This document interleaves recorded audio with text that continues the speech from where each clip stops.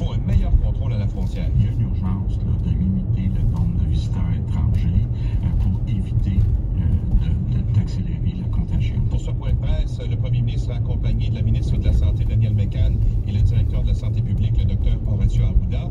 Puis, vers 16 h, François Legault a présenté des mesures d'aide promises pour les travailleurs autonomes qui n'ont pas accès à l'assurance-emploi. Une enveloppe de 200 millions aurait été réservée pour cette catégorie de travailleurs. Et le ministre des Finances, Éric Girard, devrait aussi annoncer des mesures pour contrer l'impact du coronavirus sur l'économie du Québec. Merci, Louis Lacroix, depuis Québec. Par ailleurs, les endroits où se divertir étant maintenant fermés, plusieurs recommandent notamment les marches en plein air, tout simplement. Le docteur Carl Weiss était en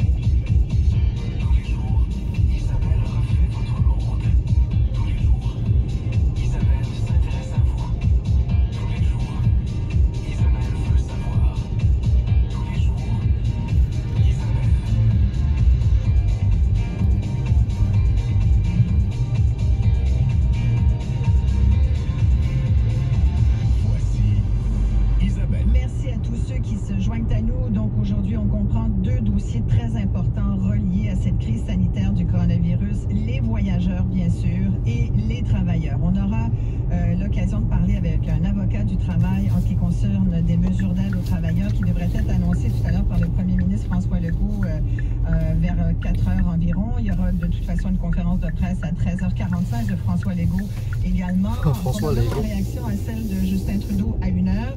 On se peut plus, là. Je pense que tout le monde attend qu'il se passe quelque chose du côté du fédéral. J'ai avec moi à l'instant le chef du Bloc québécois, Yves-François Blanchet, parce que le Bloc a proposé 22 mesures très concrètes pour essayer de freiner cette crise du coronavirus.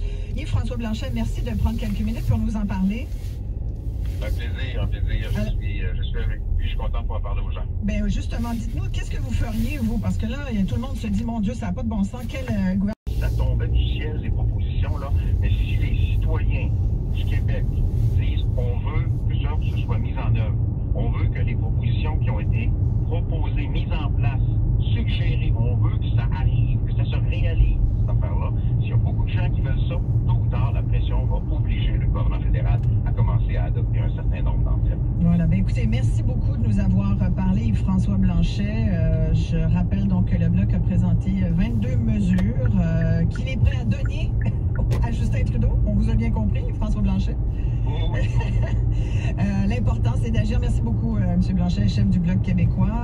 Et comme bien des gens qui nous écoutent, hein, comme vous, sans doute, on se peut plus d'attendre quelque chose qui se passe à Ottawa. Je vous rappelle qu'il y aura cette conférence de presse à 13 h de la part du premier ministre du Canada. Je sais que vous êtes, et puis vous me l'écrivez sur ma page Facebook depuis les derniers 48 heures, beaucoup de gens, je sais, sont impatients. C'est une entrevue avec un avocat spécialisé en droit de l'emploi et du travail, parce que aussi cet après-midi, il y aura des mesures d'aide aux travailleurs, entre autres travailleurs autonomes. Il semble qu'il y ait une espèce d'enveloppe de 200 millions qui soit mise de côté là, par le gouvernement de François Legault pour pallier les manques. Évidemment, je sais que c'est un grand impact, cette crise, sur votre milieu de travail. Je sais que vous aurez des questions là-dessus. Alors, on va essayer de couvrir tous ces points-là. Tout de suite après ceci, voici à nouveau nos numéros pour nous joindre, bien sûr.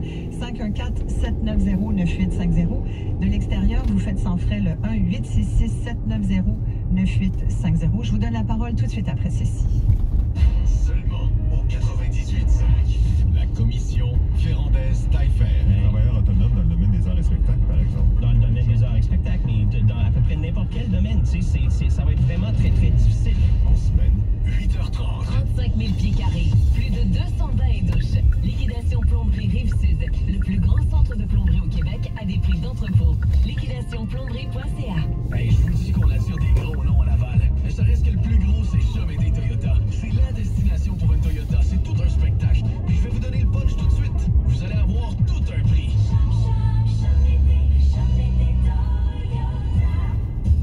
Une bonne et une mauvaise nouvelle pour les nouvelles mères. La mauvaise, votre vessie est hors de contrôle. La bonne, les serviettes pour l'incontinence pas sélectionnées sont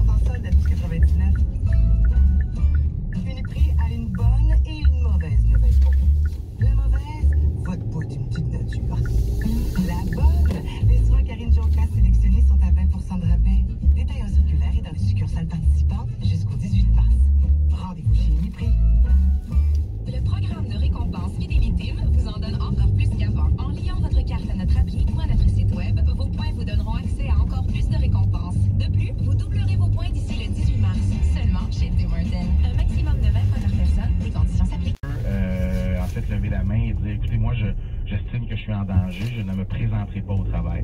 Jusqu'à maintenant, le risque de contagion n'a pas été considéré comme étant un motif légitime de refus de travail. Par contre, évidemment que s'il y a des milieux de travail où il n'y a pas de mesures préventives qui sont mises en place, où on tolère la présence de gens avec des symptômes ou encore qui ont eu le diagnostic de la COVID-19, ben là, on va se retrouver dans une zone pas mal plus floue où on verra certainement apparaître des droits de refus, des droits de refus qui sont peut-être considérés comme étant légitimes. Mais 2 bouteilles de Purel, est-ce que c'est considéré comme une mesure préventive convaincante? Parce que là, j'ai quelqu'un qui veut pas que je l'identifie, mais il dit qu'il travaille chez Airbus à Mirabel, ancienne usine de Bombardier. Il dit on est des centaines de personnes ici, là, c'est une grande usine. Là. Il dit on a 2 cafétérias qui peuvent accueillir des centaines de personnes. En théorie, selon la loi, maintenant, là, selon la règle, c'est 250 et moins. Là. Vous pouvez pas être plus que ça à la cafétéria en même temps. Il dit en ce moment, pas de mesure particulière à part 2 bouteilles de Purel à chaque porte d'entrée. Oui, bien évidemment, ma recommandation puis ma suggestion, c'est d'encourager l'ensemble des employeurs du Québec à s'assurer qu'il y a des mesures proactives qui soient mises en place et qui vont au-delà de ce que vous me décrivez à l'heure actuelle. Je pense que c'est primordial. Si vous entendez comme entreprise maintenir vos opérations pour respecter votre obligation d'assurer la santé et la sécurité des employés, il faut que des mesures concrètes soient mises en place. Ça, c'est évident. Voilà, mais on va être obligé peut-être de les forcer, là, les employeurs. Écoutez, on a vu l'évolution actuellement des mesures gouvernementales. Chaque jour, on encadre davantage les organisations, qu'elles soient privées ou publiques. Je pense qu'on peut anticiper d'autres mesures à venir au cours de la semaine. Maître Éric Lallier, vous...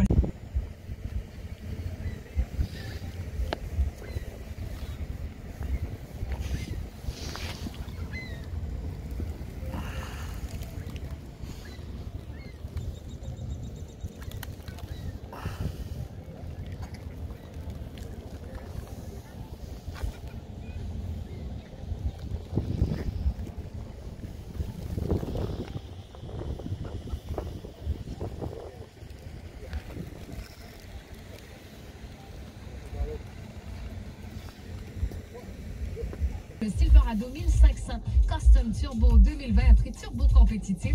Passez vite l'essayer parce qu'il risque de décoller à prix turbo rapidement. Dans mon autobus, parlez-moi pas de propreté, c'est une farce médiatique. Pas de lingettes fournies, aucune mesure.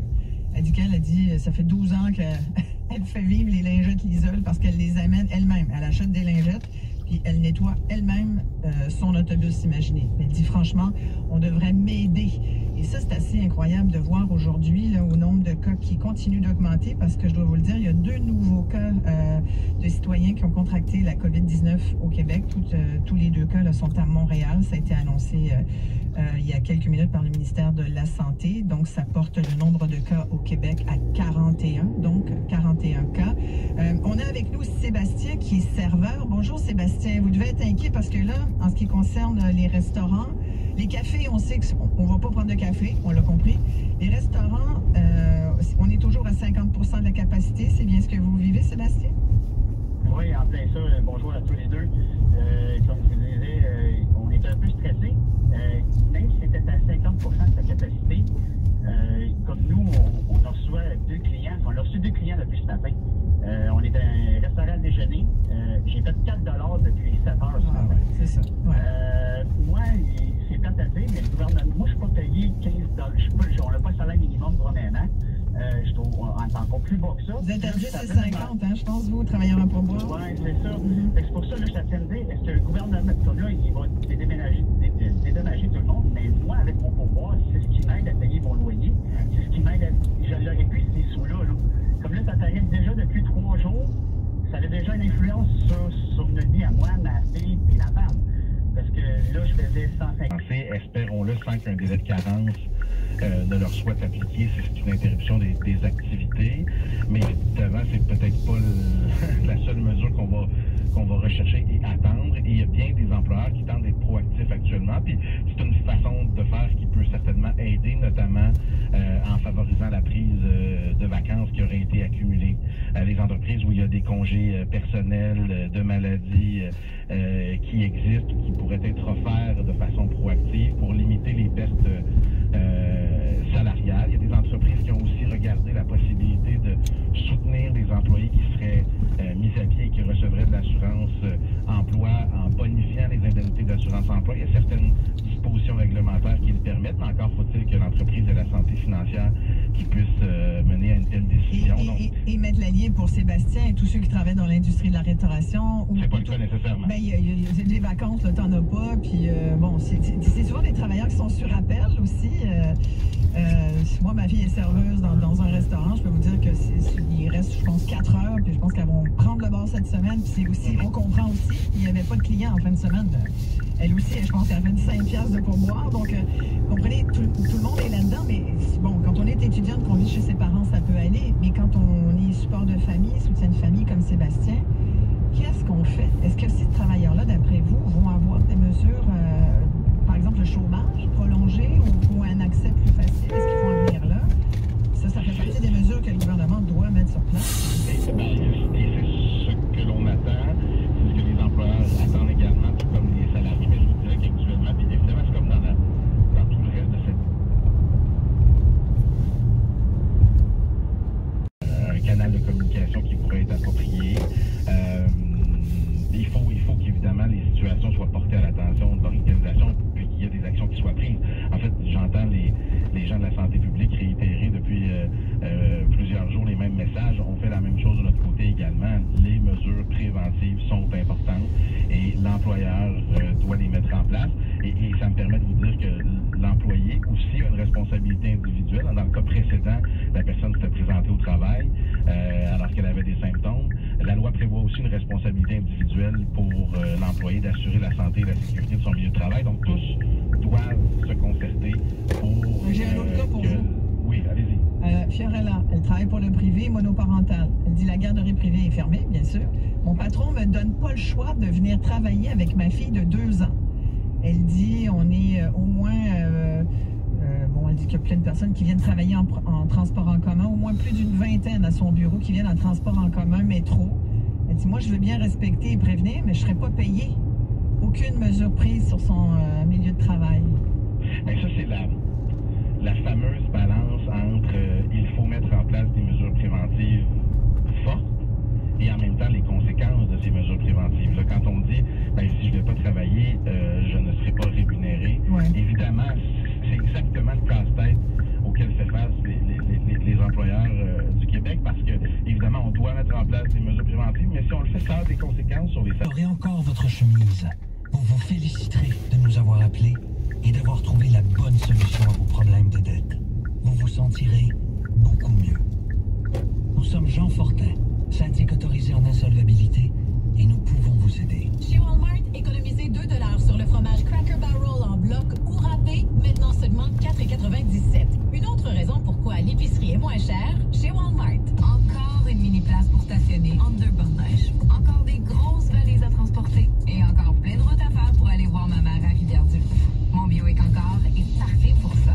Faites comme Marie-Pierre Morin et roulez en Buick Encore 2019. Obtenez un crédit à l'achat de 15% du PDSF avant transport. Et si vous optez pour le groupe caractère, recevez jusqu'à 6 250 $ en crédit auto. De plus, les membres admissibles de Costco obtiennent une carte.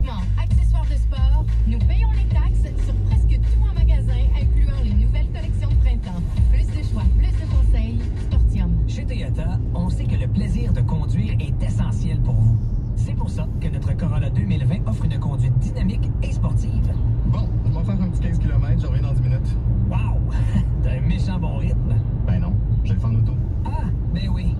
Trouvez-vous aussi le bon véhicule pour vous? Comme la Corolla Berline 2020 complètement redessinée, offerte à un taux de financement à partir de 0,49% à l'achat sur 48 mois. Jusqu'au 31 mars. Pour plus de détails, visitez votre concessionnaire Toyota du Québec. Entrepreneurs soucieux de l'environnement. Si on embarque sur les bateaux, puis on débarque, on lève nos gants, puis on lève nos gants pour embarquer sur les bateaux. Oui. Merci Daniel. Maître Éric Lallier, spécialisé en droit de l'emploi et du travail. Qu'est-ce qu'on peut dire là-dessus? Évidemment, il ne faut jamais oublier que le plus grand risque... meilleures mesures de protection contre le virus. Annie Guillemette, le syndicat souhaite que les usagers entrent par la porte arrière des autobus. Oui, c'est l'initiative qui a été prise par les chauffeurs de Laval et qui est respectée par la direction de la STL. Évidemment, si les usagers montent à l'arrière de l'autobus, on ne peut pas percevoir les paiements. Pour le président du syndicat du côté de Montréal, Renato Carlone, le gouvernement demande que les services essentiels soient assurés. Il faut donc que le transport en commun fonctionne et il se pourrait que certains effets négatifs découlent de cette décision. Dans le fond, ce qu'on doit faire, c'est ce que M. Legault dit, puis on va essayer de donner le service à la population, puis si ça se peut, il va y avoir des lacunes un petit peu à gauche et à droite, mais il y en aura. Depuis ce matin, j'ai parlé à plusieurs chauffeurs montréalais qui souhaitent tous que cette mesure soit mise en œuvre. Il y en a même un qui a déjà stoppé la perception des paiements pour ne pas que les clients ne s'approchent trop de lui. On attend toujours des explications à ce propos de la part de la direction de la STM. À suivre, donc, merci Annie. Dans le monde du sport, les autorités américaines de la santé ont rendu une décision hier qui touche les activités des sports majeurs.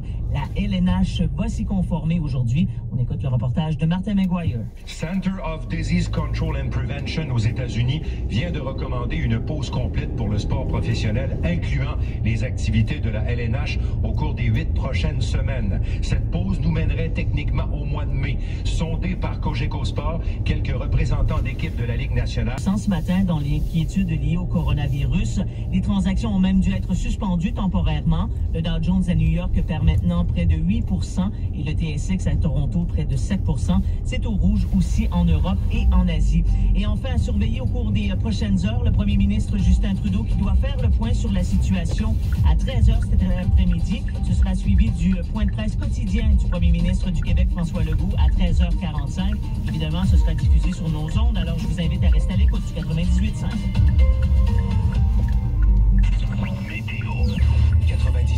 Alors, à la météo, on prévoit un ennuagement cet après-midi, maximum prévu de -1. Il fait -5 actuellement au centre-ville de Montréal. Ce soir, ici